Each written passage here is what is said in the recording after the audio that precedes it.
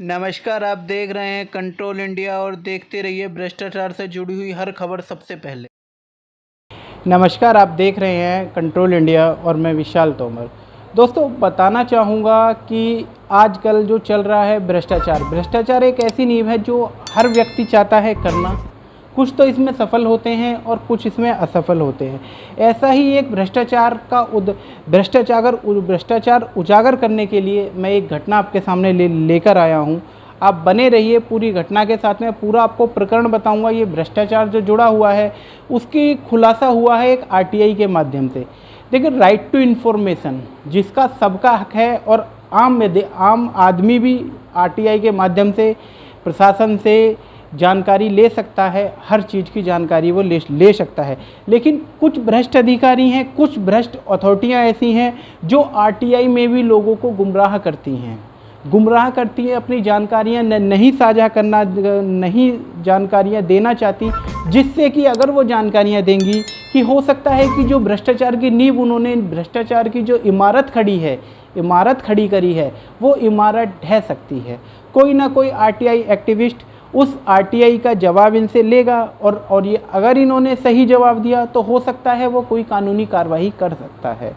कहीं ना कहीं भ्रष्टाचार की नींव इस ज़मीनी स्तर पर ऐसी फैली हुई है जिसका कीड़ा नहीं लगता कि ना तो योगी जी निकाल पाएंगे और ना ही मोदी जी नहीं निकाल पाएंगे। तो सीओ का तो नहीं कह सकते कि वो इस चीज़ में शामिल हैं या नहीं हैं, क्योंकि मैं आपको बताना चाहूँगा ऐसा ही एक मुद्दा नोएडा प्राधिकरण में देखा गया है। ठीक है, नोएडा प्राधिकरण में एक आरटीआई के माध्यम से जानकारी मिली है कि आपका कुछ सेक्टर ऐसे हैं जिनमें स्टाफ क्वार्टर हैं। स्टाफ क्वार्टरों में एक महीने में, यानी कि थोड़ा समय देकर सभी स्टाफ क्वार्टर के वर्क करा दिए गए। ये आरटीआई के माध्यम से खुलासा किया गया है। आपको पूरी की पूरी खबर आपको दिखाना चाहूँगा। सबसे पहले मैं वो ज़रूरी दस्तावेज आपके सामने पेश करना चाहूँगा। मैं दिखाना चाहूँगा आपको किस तरीके से नोएडा प्राधिकरण के जो अधिकारी हैं वो किस तरीके से बंदरबाट करते हैं यानी भ्रष्टाचार करते हैं। किस तरीके से एक नोएडा का कॉन्ट्रैक्ट का जूनियर इंजीनियर जो 40,000 रुपये मासिक वेतन पाता है, तत्काल में उसको 42,000 रुपये का मासिक वेतन दिया जा रहा है, और वो 42,000 रुपये का मासिक वेतन पाने के बाद में वो कैसे बड़ी गाड़ियों में घूम लेते हैं, किस तरीके से वो अपना खर्चा निकालते हैं। देखिए, आम आदमी का बड़ी गाड़ियों में घूमना एक सपना है, लेकिन नोएडा प्राधिकरण में अगर एक कॉन्ट्रैक्ट का इंजीनियर, कॉन्ट्रैक्ट का जेई जिसको हम संविदाकार कहते हैं, नोएडा अथॉरिटी ये कहती है कि हम डेली कॉन्ट्रैक्ट लेबर के रूप में एक संविदाकार को लेकर आते हैं। लेकिन देखिए, सबसे बड़ा जो भ्रष्टाचार की जो नींव है ना, वो ये कॉन्ट्रैक्ट के जो ये जूनियर इंजीनियर बैठे हुए हैं, यही सबसे बड़ी भ्रष्टाचार की नींव है। क्योंकि देखिए, परमानेंट जो एम्प्लॉय है, जो सरकारी नौकर है, जो नोएडा का सरकारी एम्प्लॉय है, वो भ्रष्टाचार में इतना ज़्यादा संलिप्त नहीं होता। लेकिन कॉन्ट्रैक्ट का जो कर्मचारी है वो भ्रष्टाचार में पूर्ण रूप से संलिप्त होता है। आपको बताना चाहूँगा कि जिस समय पर बिल तैयार किया जाता है उस समय पर कॉन्ट्रैक्ट के जेई हैं वो बिल तैयार करते हैं, जिनको नोएडा बड़े दावे करता है कि हम हर जगह पर नोएडा सर्वप्रथम है। सफाई के मामले में नोएडा सर्वप्रथम है, लेकिन नोएडा कभी ये नहीं दिखाएगा कि नोएडा में कितना भ्रष्टाचार है, कितने उसके कर्मचारी ऐसे हैं जिनको ज़मीनी स्तर पर वो कार्य करते हैं लेकिन आसमान में महल बना चुके हैं। जो कॉन्ट्रैक्ट के कर्मचारी, अगर कॉन्ट्रैक्ट के कर्मचारियों की, संविदाकार जेईओं की अगर जांच कराई जाए तो हो सकता है वो सब मिलके एक नया नोएडा बसा दें। ये बहुत बड़ी कामयाबी होगी अगर नोएडा के कॉन्ट्रैक्ट के जेईओं के ऊपर अगर जांच बैठती है तो। उसी चीज़ का मैं आपको एक खुलासा करना चाहूँगा। देखिए, सबसे बड़ी बात जो निकल कर आती है वो ये निकल कर आती है कि देखिए, नोएडा प्राधिकरण दावा करता है कि हम संविदाकार को लेबर के रूप में डेली लेकर आते हैं। ठीक है, आप लेकर आते हो, वो आपका काम है, वो आप लेकर आइए, लेकिन उस लेबर से करोड़ों का बिल बनाना कहाँ तक रही है? ये कहीं ना कहीं देखिए सरकारी संपत्ति को हनन है। सरकारी संपत्ति, सरकारी जो धन है उसका खाली पीली खर्च है और कहीं से कहीं तक कुछ नहीं है।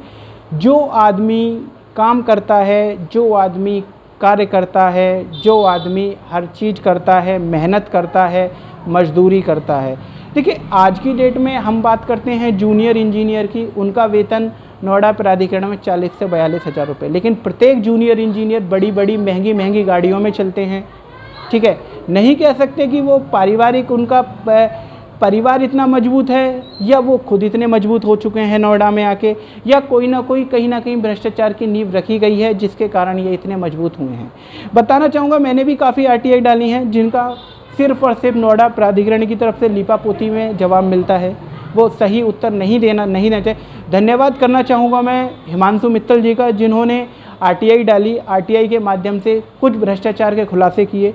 वो भ्रष्टाचार के खुलासे इस तरीके से हैं, सबसे पहले मैं अब आपको दस्तावेज पेश करना चाहूँगा किस तरीके से नोएडा प्राधिकरण के अधिकारी एक भ्रष्टाचार को जन्म देते हैं और किस तरीके से वो एक बंदरबाट का खेल करते हैं, किस तरीके से कमीशन का खेल चलता है और उस कमीशन के पैसे से ये लंबी लंबी गाड़ियाँ, बड़े बड़े मकान बनाते हैं। देखिए मैं अपने कैमरामैन से दिखाना चाहूँगा, आप कैमरामैन आप एक बार ज़रा इस चीज़ को दिखाइए किस तरीके से ये भ्रष्टाचार इन्होंने किया है। देखिए सबसे पहले मैं वो RTI दिखाना चाहूँगा आपको जो हिमांशु ने डाली थी, हिमांशु मित्तल जी ने। देखिए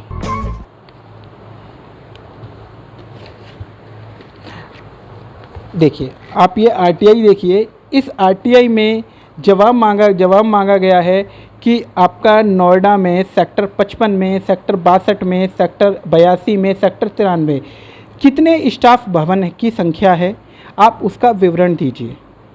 ठीक है, देखिए इसमें जो जानकारी दी गई है वो नोएडा के सिविल विभाग जो रोड बनाता है उस डिपार्टमेंट ने ये जानकारी दी है। देखिए सेक्टर 55 में 18 दिखा रहे हैं, सेक्टर 62 में 10 दिखा रहे हैं, सेक्टर 71 में 97 दिखा रहे हैं और 82 में 125 दिखा रहे हैं और सेक्टर 93 में 15 दिखा रहे हैं। ठीक है, देखते रहिएगा आप, इस तरीके से ये टोटल भवन की संख्या है जो स्टाफ भवन बने हुए हैं। ठीक है, अब हम इस जगह पर इस RTI के जवाब पर विश्वास करें। यह नोएडा प्राधिकरण का दूसरा विभाग है E&M विभाग, जिसको इलेक्ट्रिकल एंड मेंटेनेंस डिपार्टमेंट है। एक बार आपको उसका भी हम दिखाना चाहेंगे वो क्या कहता है इस विषय में।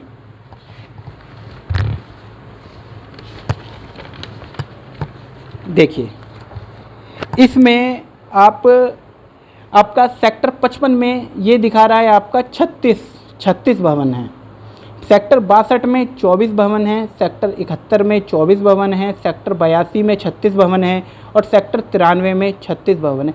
देखिए कितना बड़ा भ्रष्टाचार है। इसको हम गलती नहीं कहेंगे, इसको हम गलती नहीं कह सकते कि हो सकता है गलती हो गई होगी किसी से, लेकिन हम इसको गलती नहीं कहेंगे। गलती हम क्यों नहीं कहेंगे?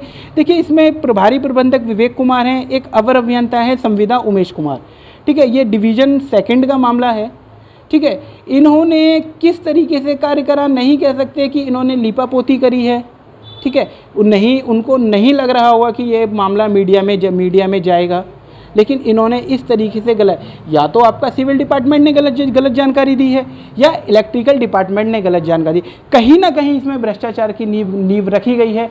क्यों RTI के माध्यम से जनता को सही जवाब नहीं मिलता? सबसे बड़ा मुद्दा ये उठकर आता है, भ्रष्टाचार अभी इस जगह पर उजागर नहीं किया जाएगा। भ्रष्टाचार काफ़ी बड़ा है, वो दिखाऊंगा। सबसे बड़ा सवाल ये उठकर आता है, क्यों आम जनता को जानकारियों से महरूम रखा जाता है, क्यों उनको सही जानकारी उपलब्ध नहीं कराई जाती नोएडा प्राधिकरण के अधिकारियों द्वारा?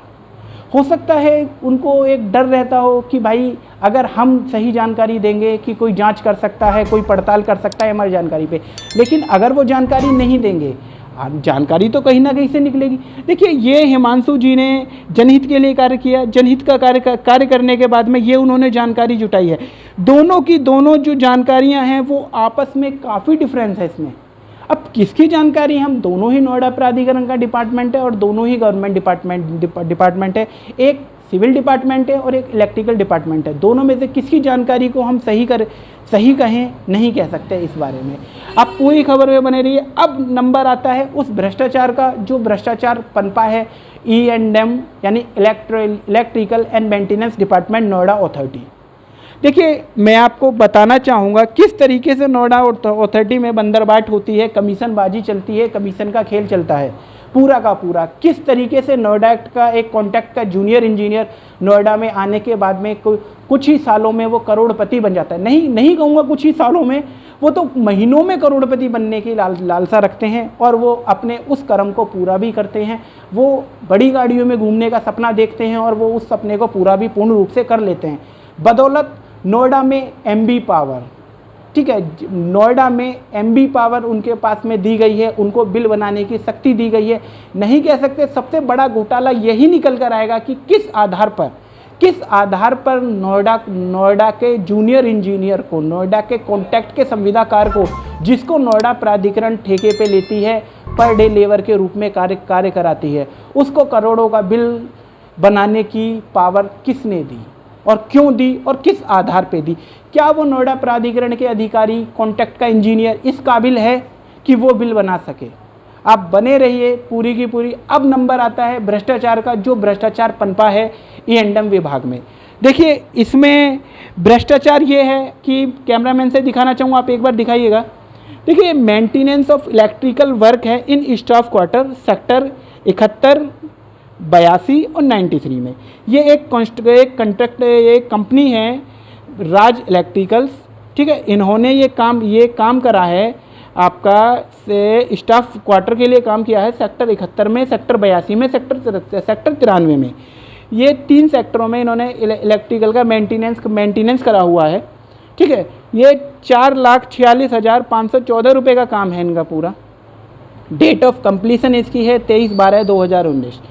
ठीक है, अब आप ये कहेंगे इसमें भ्रष्टाचार कहाँ है? ये तो सीधा का सीधा काम है, ये तो बिल्कुल सीधा का सीधा काम है। देखिए, सबसे बड़ा भ्रष्टाचार जो है वो है राज इलेक्ट्रिकल्स।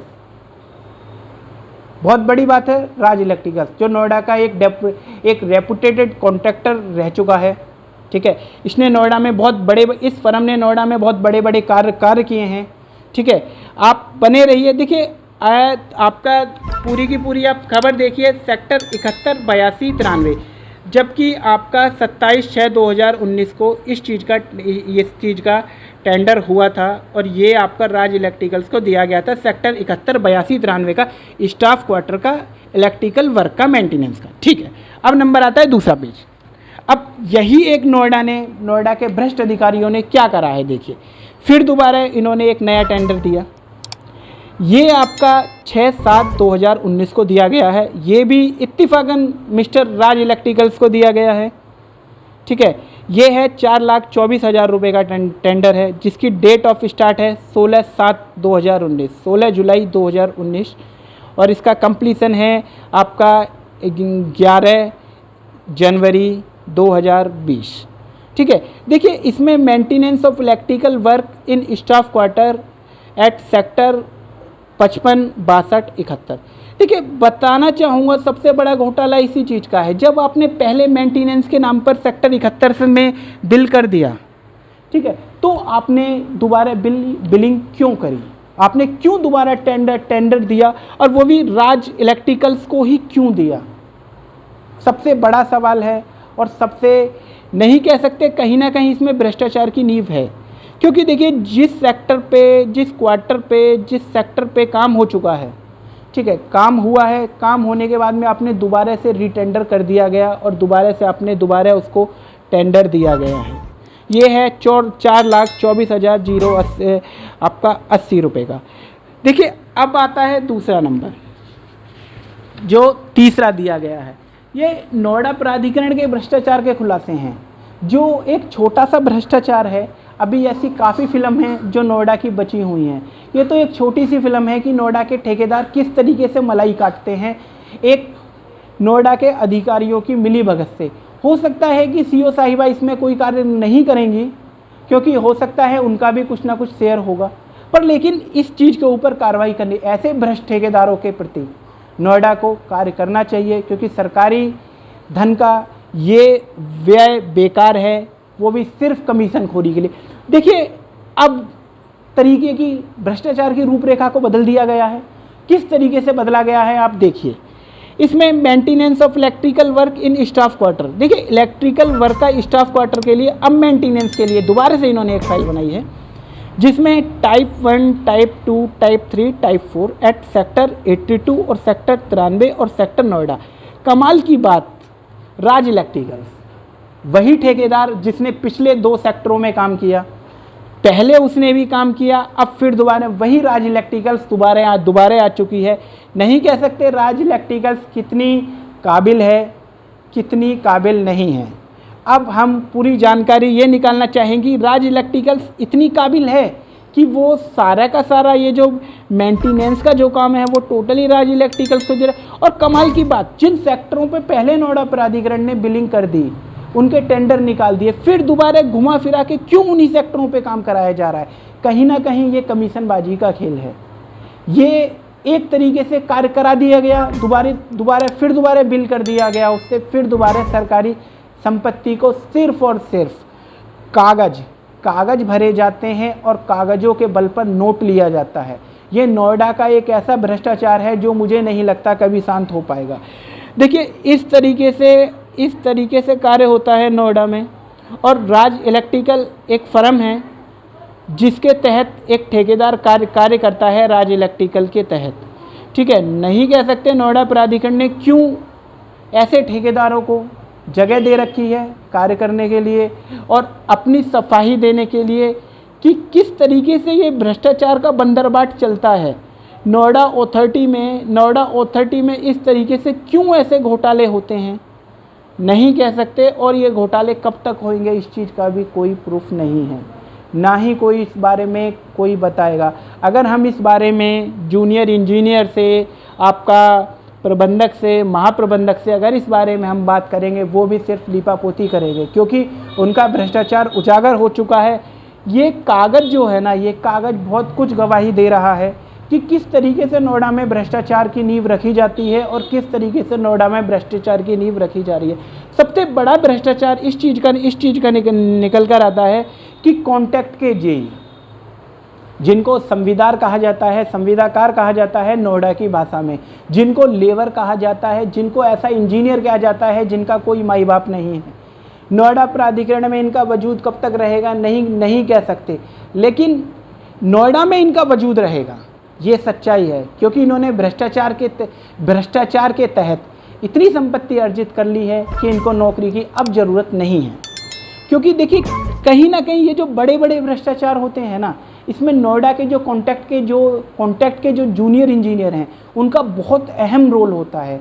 अहम रोल क्यों होता है? क्योंकि देखिए इनका नोएडा में कुछ नहीं है, इनका कोई अता पता नहीं है कि ये नोएडा में कौन है, कैसे हैं, क्यों हैं, क्योंकि इनका कोई वजूद ही नहीं है, इनका कोई डॉक्यूमेंट नहीं है। अगर आप नोएडा प्राधिकरण से आरटीआई के माध्यम से जानकारी मांगेंगे, क्योंकि मैंने जानकारी मांग रखी है इसलिए मुझे जानकारी है, नोएडा प्राधिकरण आपको भटकाएगा, आपको एक की भी जानकारी नहीं देगा, एक जूनियर इंजीनियर का नाम तक नहीं बता सकता कि कितने हैं। एक तरफ नोएडा प्राधिकरण बड़े बड़े दावे करता है, वो आरटीआई में जानकारी नहीं दे सकता कि उनके कर्मचारी, उनके जूनियर इंजीनियर जो करोड़ों का बिल बनाते हैं, ठीक है, वो उनके लिए कार्य कर रहे हैं, नहीं कर रहे। पर लेकिन फर्जी बिल बनाने के लिए नोएडा प्राधिकरण को वही जूनियर इंजीनियर काम आते हैं जिनके बल पर ये भ्रष्टाचार की नींव रखी जाती है। देखिए ये भ्रष्टाचार की जो नींव रखी गई है, अभी भी आरटीआई की जानकारी गई है, इसमें अवर अभियंता हैं कॉन्ट्रैक्ट के। देखिए अवर अभियंता संविदा लिखा हुआ है, संविदा यानी कि जिसका कोई वजूद नहीं, जिसको कॉन्ट्रैक्ट पे रखा गया है। देखिए अवर अभियंता संविदा आपका उमेश कुमार, ठीक है, प्रभारी प्रबंधक विवेक कुमार, ये हैं संविदा के कर्मचारी जिन्होंने जो भ्रष्टाचार की नींव नोएडा में फैला रहे हैं। कहीं ना कहीं ये गलत है, इस चीज़ के लिए रोक लगनी चाहिए। कंट्रोल इंडिया योगी जी से, सीओ साहिबा से इस चीज़ के लिए कहेगा ज़रूर कि मैडम आप एक बार जांच कराइएगा, जितने भी नोएडा के कॉन्ट्रैक्ट के जूनियर इंजीनियर हैं, जो संविदाकार जूनियर इंजीनियर हैं, उनकी संपत्ति की जांच कराइए। आपको अपने आप पता पड़ेगा कि क्या इनको ज़रूरत है कॉन्ट्रैक्ट का बिल बनाने के लिए, क्या इनको एमबी पावर का राइट है। आप मुझे बताइए, एमबी पावर करोड़ों का बिल वो बना सकता है जो नोएडा में कार्यरत हो, जिसका नोएडा में वजूद हो। इनका नोएडा में तो नोएडा ने वजूद बना दिया, लेकिन नोएडा प्राधिकरण में इनका कोई वजूद नहीं है। ये कब आते हैं कब जाते हैं, कोई इनकी रूपरेखा नहीं है। अगर हम किसी से बात करते हैं इनके बारे में, किस तरीके से ये नोएडा कहाँ से ये चले हैं, कहाँ से इनका जन्म है, कौन सी इनकी कंपनी है, नहीं कह सकते, कोई जवाब नहीं मिल पाएगा। जबकि नोएडा प्राधिकरण भी हर चीज़ का घुमा फिरा के जवाब देता है। नोएडा प्राधिकरण स्पष्ट कर देता है कि ये हमारे कर्मचारी नहीं है। जब आपके कर्मचारी नहीं हैं तो ये नोएडा के कॉन्ट्रैक्ट इंजीनियर करोड़ों का बिल क्यों बना रहे हैं? किस आधार पर ये नोएडा प्राधिकरण करोड़ों के बिल बनाए जिनके कारण भ्रष्टाचार हो रहा है? भ्रष्टाचार की नींव रखी जा रही है आरटीआई तक, राइट टू इन्फॉर्मेशन। जनता को हक है आरटीआई लेने का। आदमी सोचता है कि मेरे को आरटीआई में हो सकता है सही जानकारी मिले, लेकिन ऐसे भ्रष्ट अधिकारी, ऐसे नोएडा में भ्रष्ट अधिकारी बैठे हुए हैं जो आरटीआई में भी गलत जानकारी देते हैं। नहीं कह सकते कि आपका सिविल डिपार्टमेंट का फॉल्ट है या ईएनडम का फॉल्ट है। अभी तक भ्रष्टाचार तो ईएनडम का निकल कर आया है, तो हो सकता है ईएनडम का फॉल्ट हो। यही रहिए, देखिए पूरी खबर के साथ आप बने रहिए। इस तरीके से ये तो एक छोटा घोटाला है, हम बड़े से बड़े घोटाले नोएडा के उजागर करते रहेंगे और हमने आगे किए भी हैं। आप बने रहिए पूरी खबर के साथ में। कैमरामैन अमर के साथ में विशाल तोमर। वीडियो को देखने के लिए आपका बहुत बहुत शुक्रिया। अगर आपको लगता है कि हमारा चैनल समाज हित के लिए कार्य करता है तो कृपया लाइक एंड सब्सक्राइब करें।